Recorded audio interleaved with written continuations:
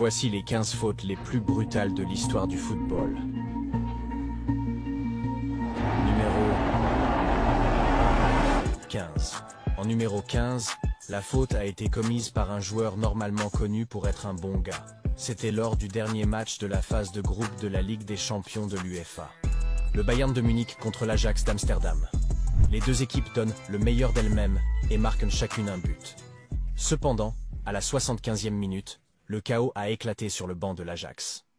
Müller a tenté d'effectuer une longue passe avec un coup de pied haut et n'a pas vu le joueur de l'Ajax qui voulait reprendre le ballon de la tête. Le joueur du Bayern a directement frappé Tagliafico au front avec les crampons de sa botte, provoquant une lacération. Tagliafico a dû être soigné sur le terrain, mais il a heureusement pu continuer et terminer le match. Müller, en revanche, a reçu un carton rouge et a dû prendre une douche avant la fin du match. La faute était assez violente mais involontaire. Cependant, nos 3 premières fautes sont sans aucun doute des fautes brutales. La 14e. Lors de la Coupe du Monde 1990 qui s'est déroulée en Italie, le Cameroun a surpris tout le monde en battant l'Argentine, championne en titre, par un but à 0 lors du match d'ouverture. Mais il y a eu une scène de ce match que le monde du football n'oubliera jamais. Juste avant la fin du match, Claudio Caniggia a lancé une dernière contre-attaque. Lors de ce tacle, sa chaussure s'est même envolée. Massing a été directement expulsé, et cette faute a été considérée comme l'une des pires de l'histoire de la Coupe du Monde. En effet, le football est une affaire d'émotion et, dans certains cas, les esprits s'échauffent rapidement. 13e faute. Notre prochaine faute est commise par un joueur connu principalement pour sa défense agressive et son comportement antisportif. En quart de finale de la Coupe du Roi espagnol, le FC Barcelone, avec sa superstar Messi, affronte son grand rival, le Real Madrid. La course de Messi vers le but, comme d'habitude, n'a pu être stoppée que par une faute. Barcelone est devenu fou, à juste titre. L'arbitre ne l'a pas vu, et il n'y avait pas d'arbitre assistant vidéo à l'époque. Pepe n'a donc pas reçu de faute. Messi, quant à lui, a pu continuer à jouer et à marquer le but de la victoire contre le Real. Après le match, Pepe s'est excusé, affirmant que la faute n'était pas intentionnelle. Numéro 12. La faute suivante n'a même pas donné lieu à un carton jaune ou rouge, bien que ce tacle ait failli tuer l'autre joueur. Au cours de la première moitié de la saison, les Rangers jouaient contre le Stia de Bucarest. L'équipe écossaise était connue pour son style de jeu rugueux, mais Graham Souness est allé en haut. Insouciant et dangereux, il y a 40 ans, les crampons des bottes étaient en fer et non en plastique. Le joueur victime de la faute a dû être opéré, et c'est à l'hôpital qu'il a découvert la gravité de la situation. L'un de ses ganglions lymphatiques avait éclaté, ce qui aurait pu mettre sa vie en danger. Heureusement, tout s'est bien passé, et Graham n'a même pas reçu de carton pour sa vilaine faute. Numéro 11. Mais restons en Angleterre. La Premier League est réputée pour être un peu plus physique, et John Terry était connu pour être l'un des défenseurs les plus coriaces. Pourtant, ce tacle l'a mis hors d'état de nuire.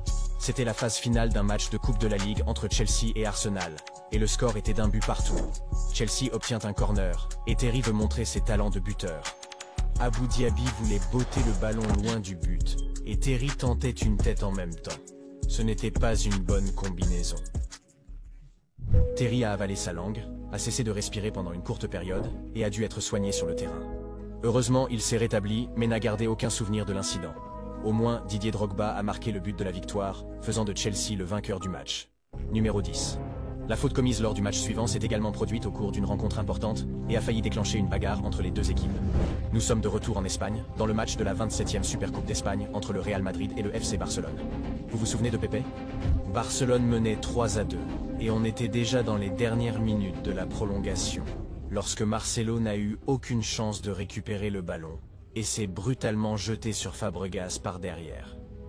De la pure frustration, Mourinho a pincé l'oreille de l'entraîneur du Barça, Piqué et Ozil se sont poussés l'un l'autre, et oui, il y a eu beaucoup de confusion.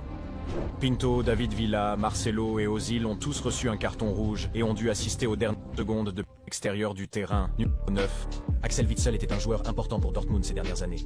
Mais lorsqu'il s'est fait un nom en 2009, il a été impliqué dans l'un des pires incidents de la saison. Il a été impliqué dans l'une des pires fautes, et certains ont même demandé qu'il soit banni du football professionnel. À l'époque, le jeune Witsel jouait en Liga Standard. Il faisait partie de la génération dorée belge, et les plus grands clubs du monde entier avaient les yeux rivés sur lui. Mais lors d'un match contre Anderlecht, ce qui suit s'est produit. Witsel casse la jambe de son adversaire, reçoit un carton rouge et est suspendu pour 8 matchs. Il a continué à affirmer que ce n'était pas intentionnel, mais au prochain incident, l'auteur de la faute ne pourra pas s'échapper. tout simplement brutal. Huitièmement. C'est la finale de la Coupe du Monde de la FIFA 2010 en Afrique du Sud. Les Pays-Bas, avec Arjen Robben, affrontent le tiki-taka espagnol d'Iniesta et Xavi. On est à la 28e minute, le score est de 0-0. Lorsque Nick est compréhensible que les joueurs espagnols soient furieux contre l'arbitre car l'anglais Howard Webb n'a sorti qu'un carton jaune. C'est à peine croyable quand on voit ces images. Heureusement, Alonso a pu continuer à jouer, et comme Robben n'a pas marqué, l'Espagne a finalement remporté la Coupe du Monde. Mais cette faute commise en Bundesliga n'a pas eu de suites agréables. Septièmement, le joueur blessé a même poursuivi l'autre joueur et l'entraîneur de l'équipe adverse. En 1981, Bielefeld jouait contre le Werder Brême. Evald Linen tente de dribbler Sigmund. Les crampons en fer ont coupé la cuisse de Linen, et je ne peux pas vous montrer les photos de la jambe, sinon YouTube bloquerait la vidéo. Le joueur s'est remis de sa blessure au bout de 4 semaines, mais a poursuivi Sigmund et Otto Riegel, l'entraîneur du Werder Brême à l'époque. Selon les accusations de Linen, le joueur avait encouragé ses coéquipiers à commettre la faute. Le procès n'aboutit pas, mais l'incident ne passa pas inaperçu. Lors du match retour, l'entraîneur s'est même assis sur le banc avec un gilet pare-balles. Des menaces de mort ont été proférées à son encontre. Sixièmement, Martin Taylor a également reçu une menace de mort après sa faute sur Eduardo. Nous sommes de retour en Premier League, Birmingham City contre Arsenal. La faute incroyablement brutale de Martin Taylor sur Eduardo d'Arsenal a entraîné une fracture du tibia et du péroné. L'incident est tellement choquant que même à la télévision, les ralentis ne sont pas diffusés. Taylor est suspendu pour 3 matchs. Eduardo revint sur le terrain après une longue absence pour cause de blessure, mais ne fut plus jamais le même. Le numéro 5. Notre numéro 5 s'est produit 2 ans plus tard, toujours lors d'un match de Premier League. Ryan Shawcross, de Stoke City, est entré dans le duel, a établi le premier contact et a cassé la jambe d'Aaron Ramsey. Shawcross a reçu un carton rouge et a été suspendu pour 3 matchs. Le manager d'Arsenal, Arsène Wenger, et le reste de l'équipe sont furieux. Ramsey, âgé de 19 ans, se faisait un nom dans le monde du football, et beaucoup craignaient que sa carrière ne soit déjà terminée. Heureusement, il s'est remis de cette terrible blessure et a continué à jouer. Passons maintenant à une faute qui a donné un surnom au joueur, le boucher de Bilbao, numéro 4. Dans les années 80, l'Athletic Bilbao et le FC Barcelone avaient la plus grande rivalité d'Espagne. Bilbao est devenu champion en 1983, Barcelone a remporté la coupe, et, lors de la 4e journée de la nouvelle saison, les deux équipes s'affrontent. Les Catalans, habiles, contre les Basques, durs à cuire. Deux mondes footballistiques différents. Le score est déjà de 2-0 pour le Barça lorsque Maradona reçoit le ballon au milieu du terrain. Goicoechea s'élance brutalement par derrière et brise les chevilles de Maradona, âgé de 25 ans. Maradona a dû rester à l'écart du jeu pendant plusieurs mois et Goicoechea a reçu une suspension de 18 matchs. Nous avons atteint le top 3 et nous sommes de retour en Premier League. Numéro 3. En 2006, Manchester City a joué contre Portsmouth. Après un coup de pied de coin, Mendes, joueur de Portsmouth, se précipite pour dégager le ballon.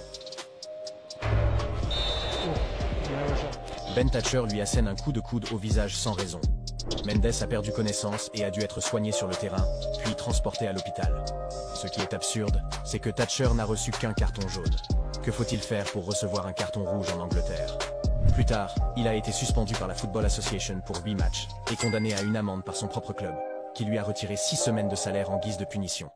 Il n'est pas juste de frapper les autres lorsqu'on est en colère, mais il est tout à fait acceptable d'appuyer avec force sur le bouton abonnement. Passons maintenant à un moment classique du football. Le numéro 2, France contre Allemagne. En 1982, les deux équipes se sont rencontrées en demi-finale de la Coupe du Monde, et la rencontre a été sans pitié. Soudain, une bonne occasion se présente pour la France.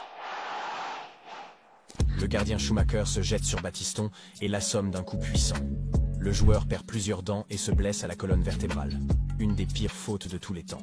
Schumacher n'avait aucune chance de toucher le ballon, et il semble qu'il voulait juste assommer le joueur français. Mais le plus absurde, c'est qu'il n'a pas reçu de carton. Il n'a reçu aucun carton, pas même un jaune. L'Allemagne a remporté la demi-finale, mais s'est ensuite inclinée en finale face à l'Italie. Notre première faute, peut-être la plus brutale jamais commise, s'est produite en Angleterre. Sommes-nous vraiment surpris? Numéro 1, septembre 1997. Manchester United joue contre Leeds. Roy Keane et Alf Ingi Haaland, ou plutôt le père d'Erling Haaland, s'affrontent à plusieurs reprises pendant le match.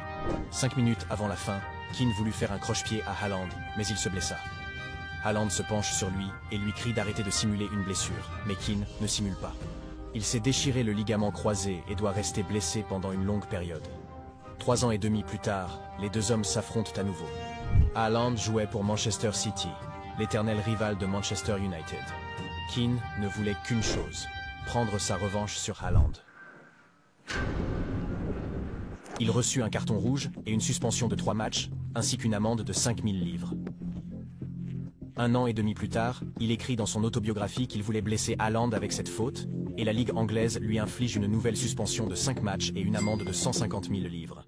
Mais attendez, saviez-vous qu'à cause d'une faute brutale, Ronaldo est mort sur le terrain pendant 1 minute? Regardez la vidéo ici.